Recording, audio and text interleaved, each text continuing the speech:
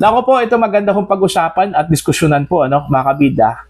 Kamakailan lang po, nagsampa po ng kasong kriminal, ito hong Department of Justice, laban ho kay Vice President Sara Duterte, mga kabida.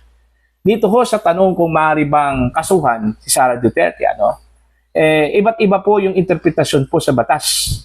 Okay? Meron hong nagsasabi na dapat kasuhan si Sara Duterte dahil hindi daw siya immune from suit, Unlike sa presidente po ng Pilipinas, malinaw daw sa saligang batas, mga kabida, na siya po ay immune from suit. Ibig sabihin, hindi ho siya pwedeng kasuhan ng kriminal, while siya po ay nakaupo bilang Pangulo po ng Pilipinas, mga kabida. Okay? Ang tanong kasi dito, ano ba talaga ang nakasaad sa ating saligang batas? Ano bang sinabi po ng Korte Suprema patungkol ho dyan, mga kabida? Okay? Eto, babasahin ko muna itong article ni Attorney Anthony Ludalvi Vista po, magandang pagkasulat po. Well-researched talaga, mga kabida. Okay? Dito natin malalaman kung talaga bang walang immunity ang Vice Presidente po, mga kabida, o meron po siyang immunity katulad po ni Pangulong Ferdinand Bongbong Marcos, mga kabida. Eto po, the issue is fundamental. Can an ordinary criminal court proceed against a sitting Vice President who is an impeachable constitutional officer? Alright? Ito yung sinabi po ng ating saligang batas po, mga kabida. Article 11, Section 2 of the 1987 Constitution expressly includes the Vice President among the officers who may be removed through impeachment and conviction. So malinaw po, mga kabida, na ang Vice Presidente at iba pang mga impeachable officers ay matanggal lang po sa pamamagitan po, mga kabida, ng impeachment. Okay? And conviction, mga kabida. Okay? Article 11, Section 3 gives the House of Representatives the exclusive power to initiate impeachment and the Senate the sole power to try and decide impeachment cases, Kaya ito yung kinakarap ngayon ni Vice Presidente Duterte, mga kabida. Ito yung kanyang impeachment trial, diyan po sa impeachment court. Alright? The Constitution thus provides a special constitutional process for dealing with impeachable officers while they remain in office. Ano bang sinabi po ng Korte Suprema, mga kabida, patungkol ho dito kay Vice President Sara Duterte? Okay? The most directly relevant authority today is Duterte versus House of Representatives with GR number 278353. That was on July 25, 2025. Sara Duterte's own case. Ano ba yung sinabi po ng Korte Suprema po, patungkol ho kay Vice President Sara Duterte, Ito yung kaso po na isinampa ni Sara Duterte against the House of Representatives way back 2025, mga kabida. Kung saan po inineklara po ng SC, mga kabida, yung articles of impeachment na isinampa po ng House of Representatives diyan po sa Senado na unconstitutional po, mga kabida. The most directly relevant authority today is Duterte versus House of Representatives. Okay? The Supreme Court expressly recognized limited procedural immunity for impeachable public officers. Anong sinabi ng Korte Suprema? Okay? The Supreme Court expressly recognized limited procedural immunity for impeachable public officers. So, ibig sabihin, meron pong immunity po, Ito hong si Vice President Sara Duterte. Malinaw po sa sinabi ho ng Korte Suprema, mga kabida, na nirecognize po nila yung limited procedural immunity po sa mga impeachable officers. And since the Vice President is one of the impeachable officers, mga kabida, okay, it explained that impeachable officers enjoy a degree of immunity while in office. Yun, malinaw po, sa sinabi ho ng Korte Suprema, mga kabida, na meron pong immunity ang Vice Presidente while in office. Alright? Eto, mas sinigundahan po, mga kabida, ng isang jurisprudence na sinight ng Korte Suprema. Ito hong Office of the Ombudsman versus Court of Appeals, Ed Mujica. Ano po sinabi po dito?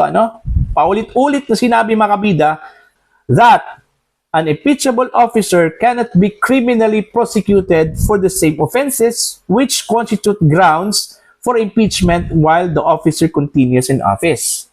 Since ito hong 3 counts of grave threats, tinalakay po dyan po sa impeachment court, mga kabida. In fact, Isa ho ito sa mga articles, ano, na isinampa po mga kabida ng House Prosecution, ano po, laban ho dito kay Vice President Sara Duterte.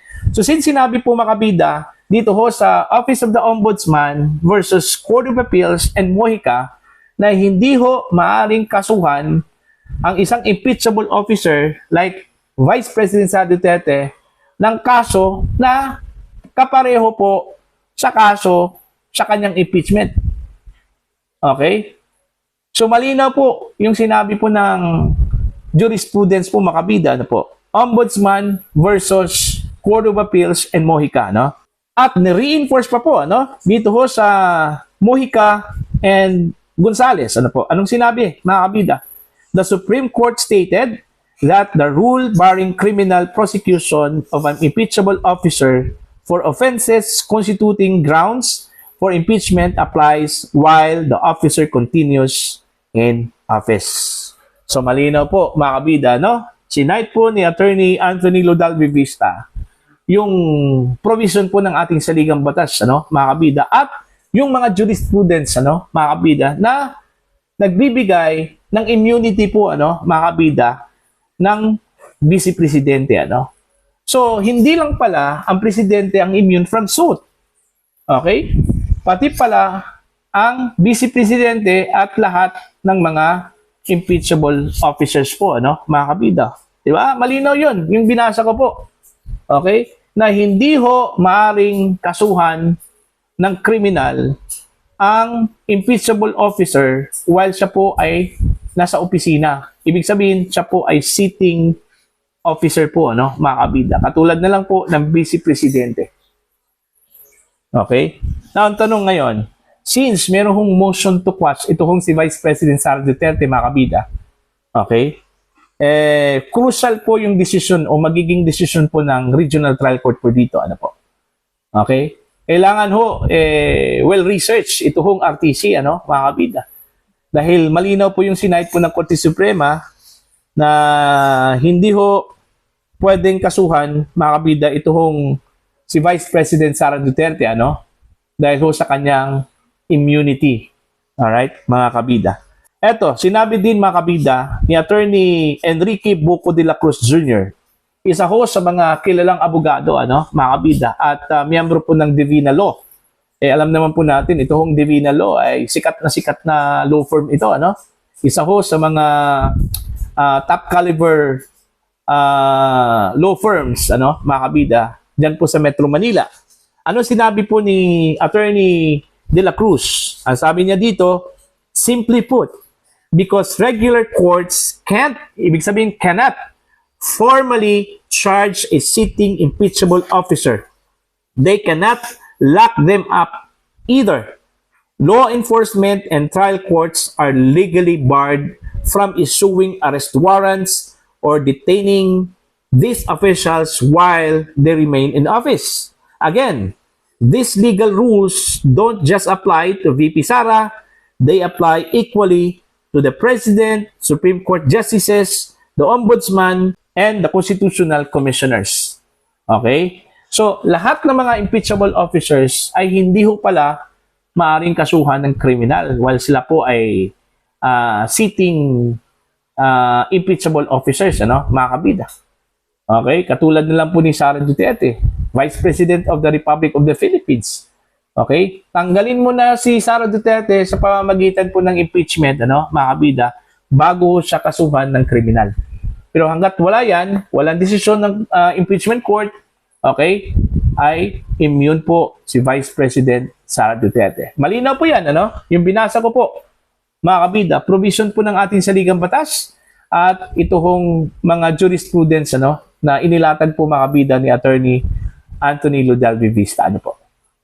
Again, very crucial po, ano, mga kabida, yung magiging decision po ng Regional Trial Court ko dito, ano po, okay? Dito ho sa motion to quash na isinampa po, mga kabida, ni Vice President Sara Duterte, ano, sa kasong 3 counts of grave threats na isinampa po, mga kabida, ng Department of Justice. Meron kasing lumabas po, ano, na mga bali-balita, ano po, last weekend, ano, na meron na raw arrest warrant na inilabas ang korte. Okay, mga kabida, kaya si Director Matibag, kasama po ang NBI, ay pumunta ng Davao last weekend. Okay? Yun yung, kumbaga, balita, no? Mga kabida. Pero ito, wala hong inilabas na arrest warrants, ano? Ito hong korte, ang Regional Trial Court, patungkol ho sa kasong isinampa po makabida ng Department of Justice. Okay? At sabi po ni Attorney Buko, ano, mga kabida, okay, uulitin ko lang po, ano, law enforcement and trial courts are legally barred. Ibig sabihin, bawal, ano, mga kabida, from issuing arrest warrants or detaining these officials while they remain in office. So, hindi ho pwedeng maglabas po ng arrest warrant ito hong RTC, mga kabida. Okay? Because ito hong mga impeachable officers ay kailangan munang dumaan sa impeachment para matanggal bago po sila kasuhan at i-prosecute po, no, mga kabida, sa kasong kriminal. Okay? So, mag-antay-antay muna ito hong Department of Justice. Pag hong masyadong atat na atat po, ano, mga kabida, mag-antay muna sila na makonvict si Sara Duterte, which is impossible, mga kabida, ano po, bago sila magsampa po ng kaso, ano. Mga abogado pa naman po, ano, ito hong nasa DOJ, ano, mga kabida, hindi po nila alam yung mga jurisprudence dyan. Okay? Hindi po nila alam yung provision po ng ating saligang batas, ano, mga kabida. O baka alam po nila, kaso lang, baka binibend lang po nila yung batas, ano, mga kabida, ano po. Okay? Ito, tanong lang po, ano, mga kabida. Okay? So, para po sa inyo, ano po ang inyong opinion at pananaw po patungkol po dito, ano? Please comment down sa mga hindi pa po subscriber po sa aking channel. Please subscribe. Just click the subscribe button. Click the notification bell, click all para updated po kayo mga kabida sa aking mga uploads. Maraming salamat po sa inyo lahat.